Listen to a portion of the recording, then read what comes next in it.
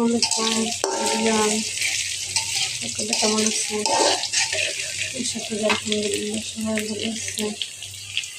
আজকে আপনাদেরকে দেখাবো পাকা টমেটো আর পেঁয়াজ খুলি ভাজার রেসিপি। এই যে দেখছেন এভাবে করতে কেটে নেবেন, তারপর ভাজবেন।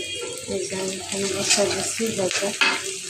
এই যে একটু হলুদ দিয়ে দিব, সামান্য হলুদ দিয়ে। এই যে এখন আমি ভাজি দিয়ে দেব।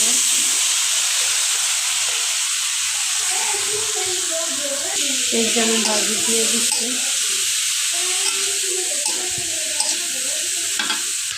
যে লবণ দিয়ে দিচ্ছি, এভাবে ভেজে খেয়ে দেখেন, বাসায় খেতে এত মজা গরম ভাতের সাথে।